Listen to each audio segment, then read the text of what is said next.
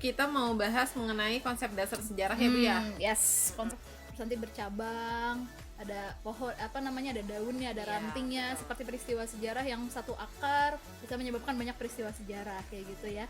Sebab akibat sejarah, jadi nggak berkembang stagnan lurus gitu tuh, nggak kayak gitu ya. Nah, tapi dia muter seperti itu. Itu kalau menurut Kita Herodotus. sejarah juga ada dua sudut pandang nih, ada objektif, ada subjektif Yes. juga. Secara ketika kamu ada masalah juga, atau ketika kamu ada satu kejadian, kamu nggak bisa ngelihat dari sudut pandang kamu aja, kamu juga harus ngelihat dari sudut pandang Orang lain. juga kayak apa. Nah, sejarah itu kayak gitu. Lanjut ke konsep selanjutnya di sejarah ya, mengenai cara berpikir kronologis Oke. dalam mempelajari sejarah. Cara Silakan. berpikir kronologis berasal bagian aku selalu diketawa dulu, kenapa gitu ketawa dulu. Ya habis mikir begini mulu. Nah, yuk. Cara berpikir kronologis dalam mempelajari sejarah. Nih kalian bisa lihat kan di slide-nya di Dibaca aja atas, di atas. Ya, di atas. Nggak jelas. Oke, kronologi. Kalian pasti pernah dengar kata kronologi, tapi ibu yakin nggak semua di antara kalian tahu kronologi itu kayak gimana. Kronologi itu apa? Oke, kronologi itu berasal dari bahasa Yunani yang yaitu kronos atau waktu, dan logos itu uraian atau ilmu. Oke, ilmu tentang waktu yang membantu menyusun peristiwa sejarah sesuai dengan urutannya. Nah, ini yang paling Poinnya penting. tuh. Ketika kita ngomong sejarah, kita harus ngomong berdasarkan sesuai dengan urutan waktunya. Jadi ada rentang waktunya, ada ya urutan gimana gitu. Misalnya ya nanti dikasih contohnya ya. Ya ada Atau ada. enggak? Ada contohnya nanti. Nanti ya dikasih contohnya. Ini agar terhindar dari anakronisme. Oke, anakronisme itu apa? Anakronisme adalah kerancuan waktu antara satu peristiwa yang satu dengan peristiwa yang lainnya. Oke, kita lihat sambil Atau simpelnya anakronis tuh diacak-acak waktunya sih ya sebenarnya. diacak-acak ya waktunya. Jadi nggak menempatkan sesuai dengan Waktunya. waktunya kayak gitu. Ya, Misalnya oke. kayak Sriwijaya runtuh gitu, atau berdiri. Kalau secara ofisialnya kan abad 7, ada yang Iya. bilang abad 8, abad 9, nah itu udah anakronis kalau kayak gitu. Iya, Nah, oke. kayak gitu ya. Atau contohnya gini kalau kronologi ya. Nah, contohnya, oke, nih kalian bisa lihat contohnya. 6 Agustus. Ini urutan waktu ya. Ya. Dari 6 Agustus 1945 kota Hiroshima dibom atom oleh sekutu. Ini urutan waktu sampai kita merdeka. 9 Agustus 1945 kota Nagasaki dibom atom oleh sekutu. Lalu 14 Agustus, ini jelas ya, udah terlihat urutannya. 14 Agustus 1945 itu Jepang menyerah kepada sekutu. Lalu 16 Agustus 1945 itu ada peristiwa Rengas Dengklok. Kenapa ada ketawa? Sekutu. Terus sekutunya ada nada ya, sekutu. Ya terus ya. Nyanyi. Leodra Ginting ya. Oke, 17 Agustus 1945 proklamasi kemerdekaan RI. Nah, ini udah jelas-jelas menunjukkan urutan waktu sampai kita merdeka dari dibomnya kota Hiroshima dan Nagasaki. Seperti itu. Nah, kalau misalnya anakronisme tadi itu ngacak ya. Berarti ya acak-acakan, nggak sesuai dengan urutan waktu. 7 Agustus Misalnya contohnya gini, 17 Agustus Soekarno sama Hatta WA-an untuk janjian di rumah Soekarno, itu nggak mungkin. Nggak mungkin, WA belum ada Karena gitu. WA belum ada Iya. gitu ya. Jadi ditempatkan sesuai waktunya. gitu. Jadi nggak mungkin ngacak teknologi munculnya kapan tiba-tiba jadi pas 17 Agustus gitu. Udah ada. Ngaco ya. Nah, Kayak gitulah intinya, ngaco lah gitu urutan waktunya. Kalau anakronis ya. Anakronis. Nah, kalau kronologis ya kayak gini. Oke, itu ya mengenai kronologis. Nah, mungkin Itu di sini contoh gampangnya lah ya.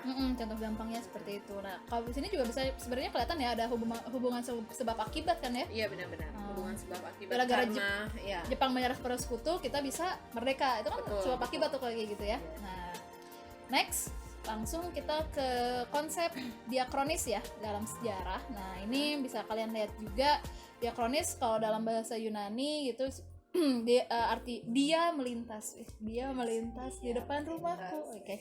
Enggak, udah selesai. tenda biru. Udah tahun berapa sih? Ya ampun. Dia artinya melintas atau melampaui kronos waktu ya, berarti kalau misalnya kita sambungkan diakronis melampaui waktu atau melintasi waktu kayak gitu kan. Nah, jadi diakronik adalah sesuatu yang dapat melintas atau melalui atau melampaui dalam batasan waktu. Nah, diakronik ini nanti mengajarkan kepada kita untuk lebih teliti ya, lebih teliti dalam mengamati peristiwa sejarah. Nah, lalu dalam diakronis juga ada pembatasan waktu yang kita kenal sebagai periodisasi gitu ya, atau gampangnya gini deh, diakronis tuh kita membahas sejarah memanjang dalam waktu tapi menyempit dalam ruangnya kayak gitu ya, waktunya lebih panjang. Jadi lebih dikaji dari waktu per waktu gitu kan? Lebih dikaji dari waktu per waktu, atau misalnya contohnya kayak gini, periodisasi ya. Nah, periodisasi sejarah Indonesia itu kan dari masa prasejarah atau praaksara, lalu masa Hindu-Buddha, masa Islam, terus kolonialisme, masa pendudukan Jepang, terus Orde Lama, revolusi dulu ya, terus Orde Lama, Orde Baru sampai reformasi. Nah, itu diakronis kayak gitu. Ya, misalnya kayak ada buku tuh dari MC Reclef ya. Reclef Sejarah Indonesia Modern 1200 sampai 2008. Nah, kalau misalnya ada kayak gitu berarti dia diakronis karena dia memanjang dalam waktu. Kayak gitu. Ada periodisasinya, misalnya sejarah Islam, kerajaan Islam, Hindu-Buddha kayak gitu. Jadi tidak di satu ruang gitu kan ya, kayak gitu, bisa banyak ruangnya seperti itu dan memanjang dalam waktu seperti itu kalau untuk diakronis. Nah, ada satu lagi tuh kalau di sejarah yang namanya sinkronik. Oke, ada yang namanya sinkronik. Jadi kalau sejarah tuh kenal ya, intinya diakronik, sinkronik. Ini sinkronik berasal dari bahasa Yunani yang artinya sing dengan atau dan kronos itu waktu. Dalam Kamus Besar Bahasa Indonesia, sinkronik diartikan sebagai segala sesuatu yang bersangkutan dengan peristiwa yang terjadi pada suatu masa. Oke. Mempelajari peristiwa sejarah dengan segala aspek pada masa atau waktu tertentu secara mendalam. Kajian yang lebih menitik beratkan pada penelitian gejala-gejala yang meluas dari suatu peristiwa tetapi dengan waktu yang terbatas. Jadi sinkronik dia waktunya lebih terbatas ya. Kalau yang tadi kan ya lebih sempit, kalau yang tadi kan memanjang dalam waktu, kalau ini menyempit tapi meluas dalam ruang. Kayak gitu ya. Ini contohnya ya, lebih kepada sejarah sosial, sejarah mengenai masyarakat, orang-orang kecil masyarakat. Kita sebut marginal pada masanya ya, pada masanya nggak disebut sekarang marginal. Ya, kalau sekarang enggak ya. Marginal itu apa sih? Yang tersisihkan. Iya, marginal tuh orang-orang yang tersisihkan lah, sejarah mengenai orang-orang yang tersisihkan atau terkucilkan. Ya, atau perannya kecil ya kan. Benar-benar. Perannya kecil sih sebenarnya. Lebih ke perannya kecil, kayak misalnya siapa? Petani, buruh, perempuan, ya kan, itu kajian sejarah sosial ya. Terus ini contohnya penulisan yang melebar dalam ruang, ini perubahan sosial di Yogyakarta, ini contohnya. Ada juga pemberontakan petani Banten, itu juga sinkronik sekali itu. Ya benar-benar itu sejarah sinkronik yang luar biasa sih, bukunya bagus banget ya. Iya. Terus sampai orang-orang yang nggak kita kenal juga ada ya, maksudnya petani-petani yang nggak kenal sampai gitu, nama-nama yang kita nggak tahu Ujang, aja Asep gitu. Nah, itu jarang banget sebenarnya. Muncul nama-nama kecil gitu kan, kita nggak terlalu memperhatikan ya. Nah, itu bentuk sejarah sinkronik. Dan kajiannya juga bisa memakai ilmu bantu lain ya. Yeah. Kalau diakronik tuh ya udah sejarah aja gitu. Kalau sinkronik tuh bisa pakai sosiologi, bisa pakai ekonomi, geografi, bisa pakai ilmu bantu lain kayak gitu. Jadi multi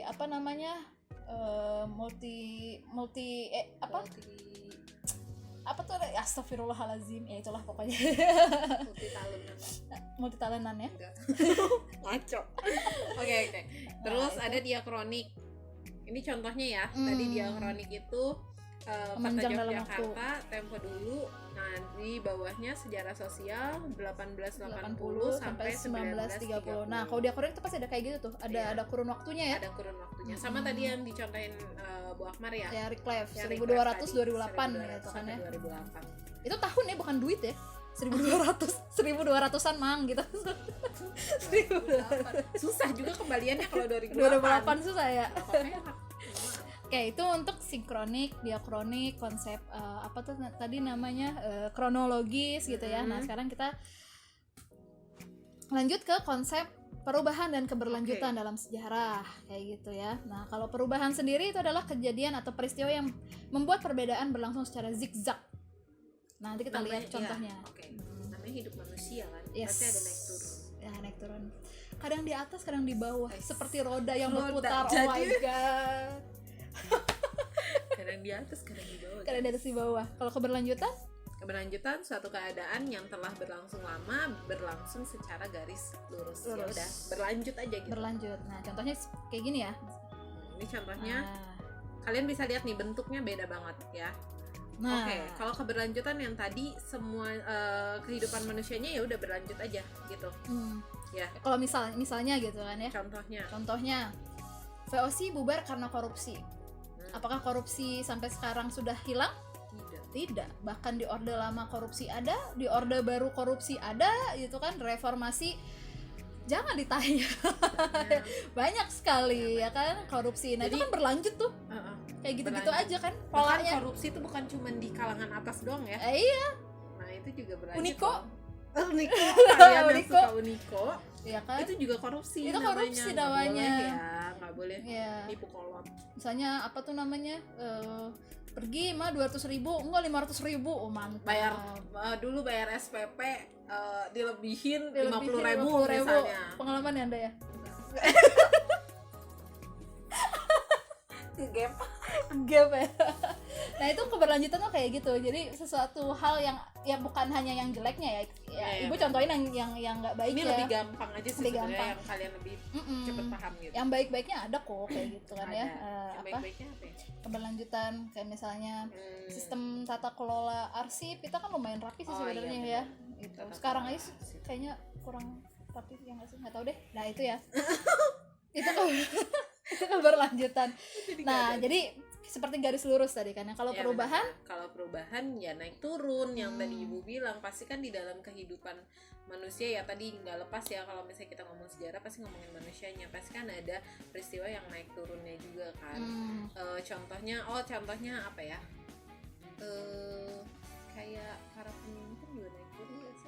kayak bangsa kita juga naik turun kan perubahan. Bangsa kita juga perubahannya naik turun ya. Dari misalnya turunnya kan kita penjajah, dijajah kayak gitu kan ya. Nah, pas merdeka naik, Naik. taunya dijajah lagi, turun lagi gitu kan.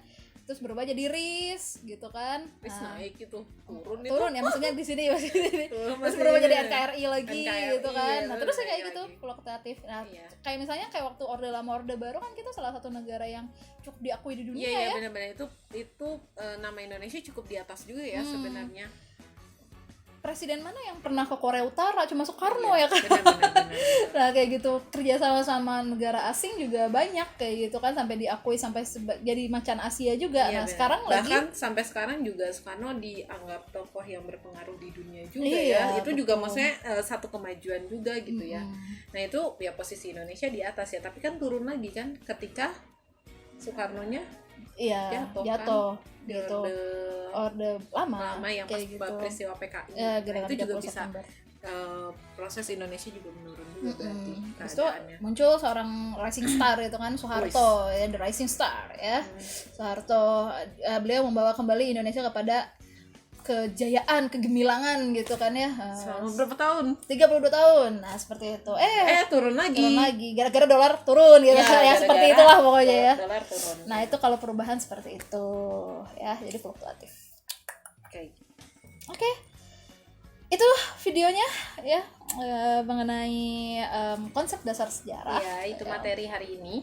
Dari hari ini. Eh, Mudah-mudahan belum puas. Iya. Jadi bisa biar Biar nanya nanya gitu di sebenarnya, forum iya, gitu benar-benar. kan. Semoga dengan apa yang kita jelaskan ini memunculkan rasa penasaran kalian ya. Akhirnya jadi pada mau nanya gitu Iya, ya. dan ini belum masuk ke peristiwa apa-apa ya. Iya, ini baru dasarnya. Baru aja. dasarnya aja supaya kalian ke framing aja sebenarnya belajar sejarah seperti apa. Kayak gitu, mungkin Gitu. cukup ya, semoga bermanfaat. Ya. Jangan lupa Subscribe. dong.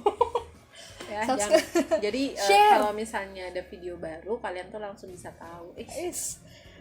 Nesi judge aja. Maaf ya Nesi ya. Nggak sanggup. Nggak sanggup Oke, kayak Nesi ya.